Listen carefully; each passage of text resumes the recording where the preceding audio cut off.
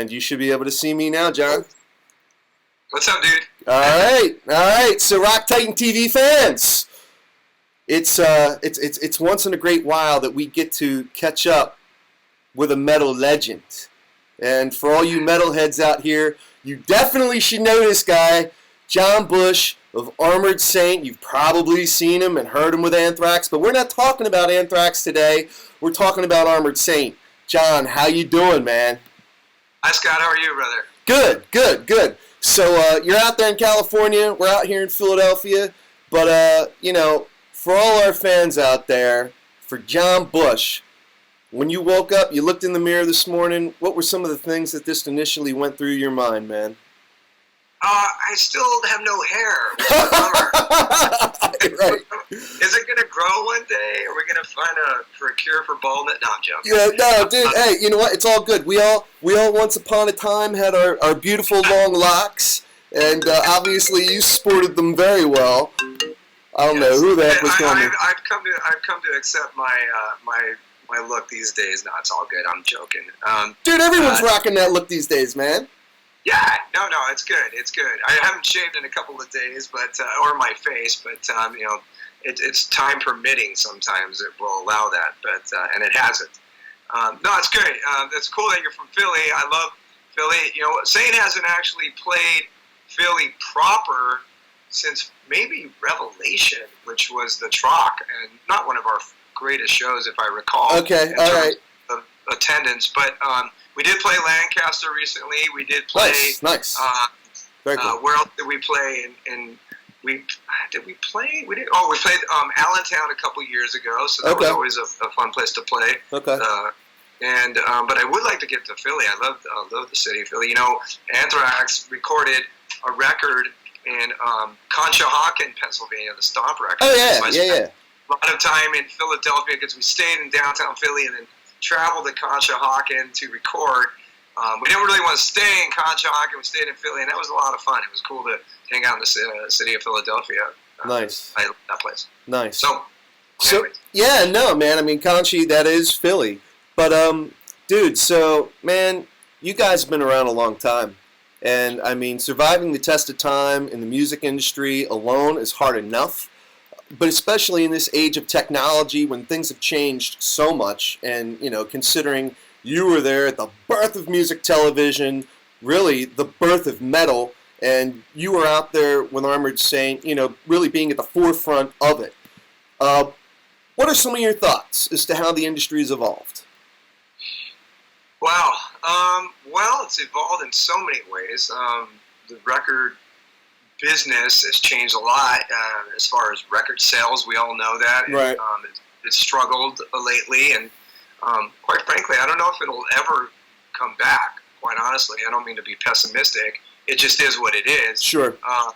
And you adapt and do different things. So luckily, when we do shows and we go on the road, we actually still sell records live or in concert, and people are able to purchase our records that way, which, funnily enough, if that's a word, ironically enough, back in the day when like in the early to mid 80s, when you would tour, you weren't able to actually sell your records. Right. Because the merchandise companies were so powerful that they didn't want anything to get in the way of T-shirt sales. Okay. So they wouldn't allow you to sell records, which, if you really think back, it doesn't make any sense at all because you're promoting your record. Right. So you should always been able to sell your records, but you actually, back in the day, that was something you didn't do. So people had to go and granted, we're happy that people bought T-shirts, but sure. You bought your T-shirt, and then you would have to go to a record store if you hadn't bought the record already and go buy the record. But now we were able to sell records and T-shirts at our shows together. So that's a new thing over the last 15 years maybe. Yeah, right. It's not that new. Right. And touring is something that is a way for people to primarily make an income because record sales just have suffered so much over the last 10 years. So But, you know, luckily in heavy metal and hard rock, it's still a genre that people really want to have a full record. That they still, it's not like pop music where you want a song and that's enough. And if that, because the music is so terrible. But, you know, the world of metal and hard rock, people still want a full record. They want the whole product. And that's great for us in that genre that we're still, people still want to hear a whole record that you've made. So that's a good thing, and that hasn't changed that much. So definitely. Well, speaking of records, for you personally, the journey that you've had with Armored Saint, from Marching of the Saint to Win Hands Down, what's that been like for you? Can you talk a little bit about, you know, just how you've evolved from your very first album to the one you've come out with, I guess, in the last 18 months? Well, you know, what I was telling somebody earlier today was that to us, I remember thinking back when we were kids, 19, 20 years old, making our EP and then eventually March of the Saint. I obviously thought we were going to be the biggest band in the world, and then, doesn't happen. Which is like, oh. But, not everybody can be Metallica, man. It's just there's only one. You would bring up Metallica, of course, but I'm not going to go there. But I know you got a little bit of history there as well, which is pretty wild, man. I'm joking. But all kidding aside, I think that we always just wanted to be have longevity. That's the thing that we always strive to do as a band, is to be a band that was been around for a long, long time. Well, you did it.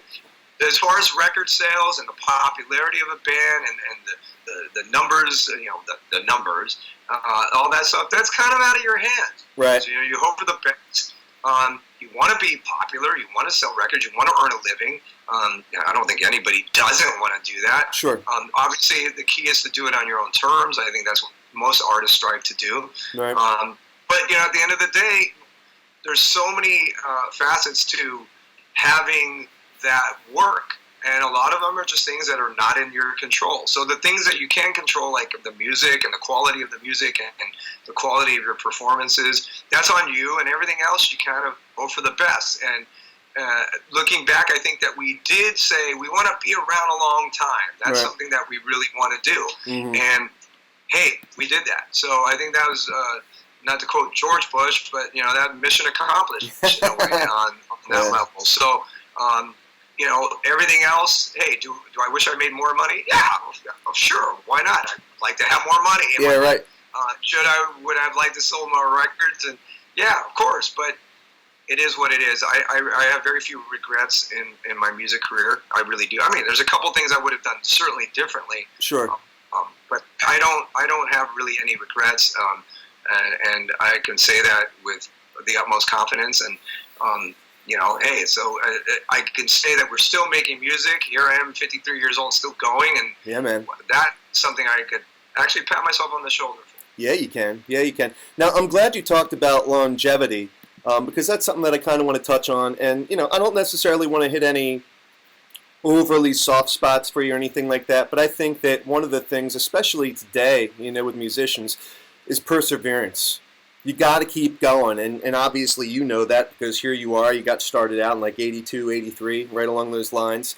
And right when you guys are really starting to hit stride, you're like just about, 4 full-length albums in, and you lose one of your dear bandmates in Dave Pritchard. What was that like for you personally? Well, that was rough. That was a time when I thought the band was done. I was just going to ask you that. Yeah, did you think that was going to end Armored Saint? I did at that time. It was actually Joey and Gonzo who said, we have all these, because we had written all the songs that eventually came out on Symbol. Right. And so they were the ones saying, well, we have to put out these songs. Dave, he wrote all these songs, or a lot of these songs, and we struggled to craft them, and to not put them out would be a giant shame. And they were right. And I think I was just so despondent at that time when Dave died that to think that we were going to carry on without him is something that I just thought was pretty much an impossible task. But we did the right thing. We kind of regrouped, and we brought Phil back. We basically brought Jeff back, because at that time Jeff was actually out of the band again, even though he took part in a lot of the writing on Symbol. We were kind of we were a band without a guitar player, which I don't think is going to be working too well in metal. Yeah, right. Maybe like some kind of cool Stray Cats vibe, perhaps, but without a guitarist in metal may not work. So so we kind of regrouped. We realized that the thing that was most important to the band, really, and ironically enough, is more prevalent than ever, is that we're family. Right. And so that's what we did. We kind of gathered the troops back as family. We wrote a couple more songs that Truth Always Hurts ended up going on Symbol, which is something we wrote as that band. Right. This current, of course. Right. And then we did it. We made the record, and boom, Symbol is one of the most classic records of Armored Saint's history. Right. Which is great. So those are the things that you have to do to kind of get through it. Armored Saint has had a few moments in our career of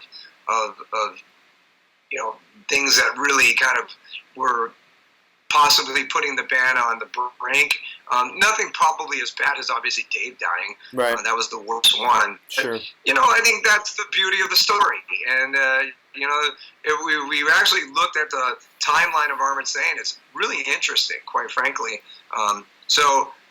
Maybe one day we'll do a book, or I'll do a book, or I don't know. You should, man. You should, because not only Armored Saint. You've always been their front man, and I want to get into that a little bit deeper here in a little bit. And that's just the cool aspect. I say that a lot, is that the beauty of Armored Saint, it is the same guys, other than Dave. Right. It's only the members that have really been in the band through the history of the band. When you come see Saint, it's the same dudes. It's not Joey Vera and like 5 guys, or John Bush and 3 dudes. It's us, the same dudes. Other than Dave, and if Dave was here, it would be the 6 guys. Right. Because I just think that's the way it should work now.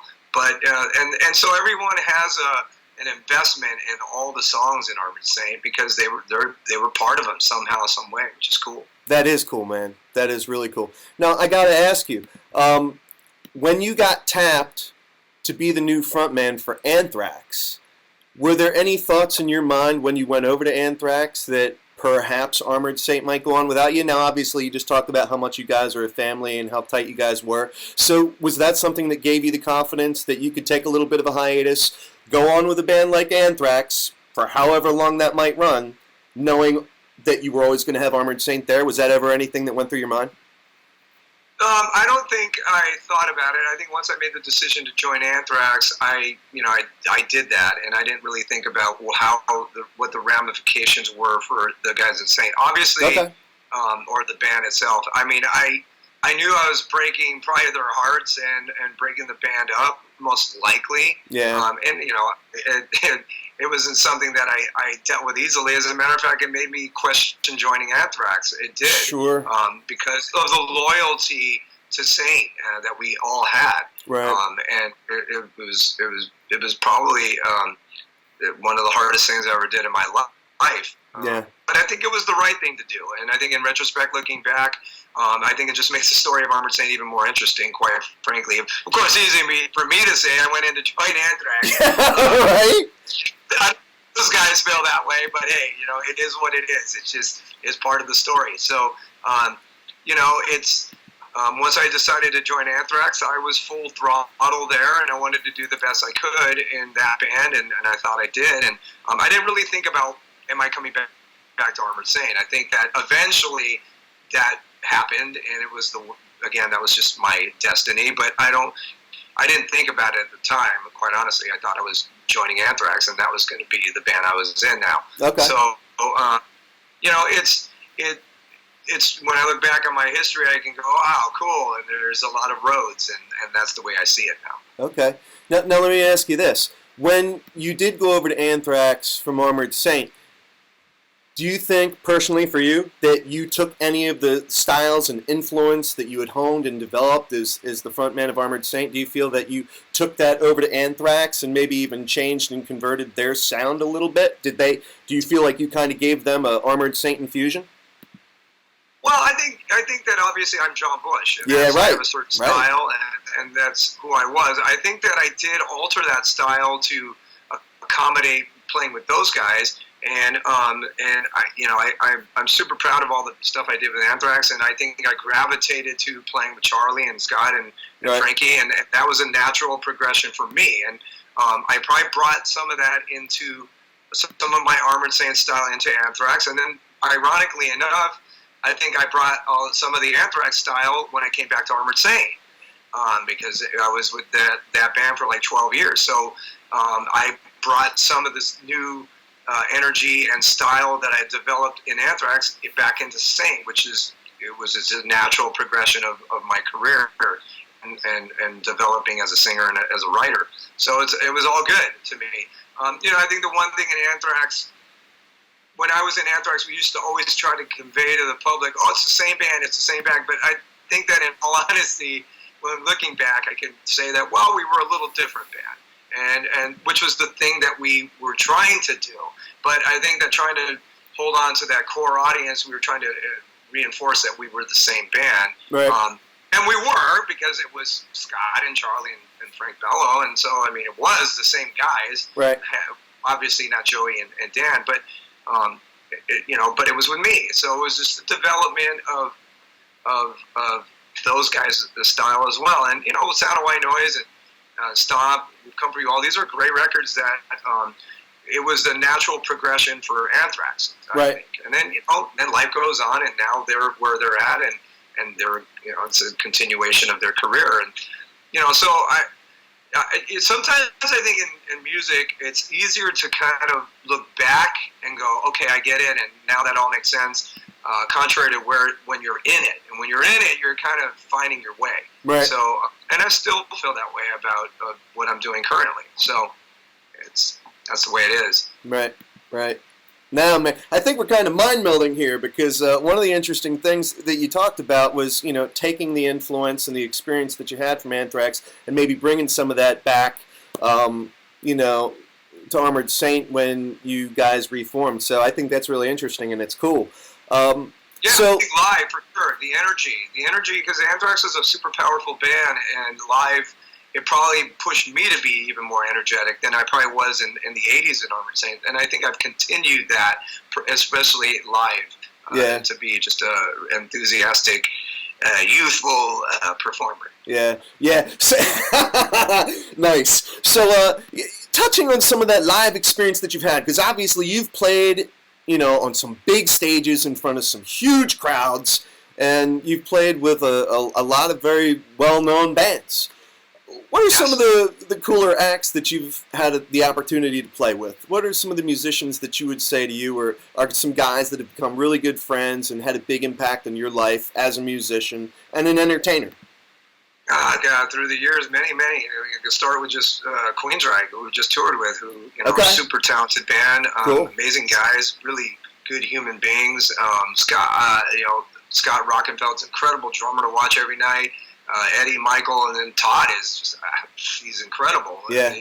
He really motivated me as a singer to try to be the best I could, because he's incredible consistently live every night. Yeah. So, we can go from there. We can go all the way back to, obviously, the early days of touring with Whitesnake, who on the Slide It In record with Quiet Riot, and we toured in 1984. Incredible band, David Coverdale, back in his heyday with Cozy Powell and John Sykes. Man, it was awesome. We were super excited every night to see those guys.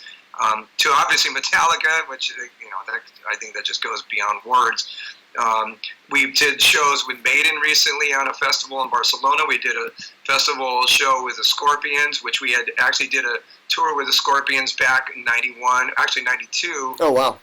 Was in Germany when Scorpions were at maybe the pinnacle of their career with Love at First Sting and Winds of Change. I think that was the record that Winds of Change was on. Whatever the record Winds of Change was on, but that record was massive, bigger than they had ever been in Germany at that time. Definitely. And we were opening some shows that actually Tesla was scheduled to open, but had to cancel. So we had the same management at the time, and so we were able to kind of fulfill that role. And playing, an arena in Germany with the Scorpions in 1991 was pretty stellar. So we've had a lot of amazing bands that we've toured with through the years, and God, we're honored to be able to had played with all those bands, and got excited to do a lot of those tours. And it's there's other bands. I mean, we never played with AC/DC. We never played with Priest. Well, actually, that's not true. We did do a show with Priest back in the day in, I think it was Kalamazoo, Michigan, a one-off show. Judas Priest. Wow, Kalamazoo, man! I was out there for a little while, and I always thought when I went out there is nothing to do in Kalamazoo, man. There's nothing out there. You got to wait for the tour to come through. Yeah, but, right. I did tour with the Priest and Anthrax, and that was awesome. And playing on stage with Glenn Tipton and that's killer. Kip Downing. I mean, God, those guys are my heroes. So I've been pretty fortunate to be able to tour with a lot of amazing groups. Yeah. All right. So let's come up to current day. So speaking of touring, your most recent album, Win Hands Down. Are you guys touring with a lot of that material, as well as obviously all of your earlier material? Are you in the studio? Are you making some new music right now? What's going on? We're trying to figure that out still. We loved Win Hands Down. We think it was an amazing record. Super proud of it. Yeah, man. I think we wrote some awesome songs that, like I said, I'm very proud of. We'll see. I think we set the bar really high, actually, for Win Hands Down. So we have to figure out what the next step is. I would like to make another record. We have moved a little slow in the last 15 years in putting out new records, like maybe 3 and 15, and that's pretty slow. But I always say that the quality is the key more than the quantity. Yeah, sure. Obviously, we have a lot. There's a lot of songs that I wish we could still play or play now of old material that we've never played and or haven't played in years. So I always make the joke that, like, I don't want to play the same 10 songs all the time. Sure. I'm always pushing the band. Let's play a lot of different material and a lot of different songs because we have them. Right. So there's a lot of stuff to do that we could still do live, and I would like to make a new record. We haven't really sat down and discussed it as to how we would like to take that step forward, and I don't want to overthink it because actually, truthfully, in Armored Saint's career, when we do overthink things, it's usually when we make the biggest mistakes. But that being said, it's something that's a conversation should happen and say how we would like to take a step forward in making new material. But I think that, like I said, Win Hands Down set the bar pretty high, and I think that we need to know that we can make some quality songs and write what I believe is the highest quality of material that we can do. If we feel that way and we can make a great record, then that to me is the first step. Playing live, we could always do that. We're a band that have a lot of songs and a lot of records in our catalog. So I don't think we have to make a new record to go out and play live for people, because there's still a lot of places that we've never even played in the history of the band. Right. And we're playing Dublin for the first time in the history of our band. Nice. The end of March. So, and Manchester and Birmingham, in England, with our European heroes. tour, man. So I think that we can do that without technically a new record, as far as new material. That being said, though, I love making music, and I love writing new songs and writing lyrics that I still feel like I have a good knack for. So I think we'll do it. I don't know when. Sooner than later, because it's I'm not getting any younger. I will be honest with that. Unfortunately, I don't have a time machine that and keep me the same age or go younger. Right. That I haven't developed that yet, so I have to be honest with myself. That's all good, man. Hey, young and spry, man. Young and spry, you're as young and spry as ever. But That's right. dude, yeah, man. I really want to. Thank you. I appreciate your time, and I want to give a shout out to Metal Blade Records, for setting this up. And I know you've been with Metal Blade, since your inception. You took a little break there and left the label there for a short while in the beginning, but for most of your career, I know you've been with them. And love all the staff there. Yeah, man. Brian without Brian, I always say Armored Saint probably wouldn't even exist. So that's the bottom line. So yeah, I love man. those guys. Awesome. Well, John, thank you so much for your time, man. I really appreciate it. Rock Titan, we are here with John Bush of Armored Saint. Thank you Thanks so a lot, much, man. Scott. Good interview. It was fun. Thanks, man. I really appreciate it. Had a blast. All right, man. All right. Later. Adios. See ya.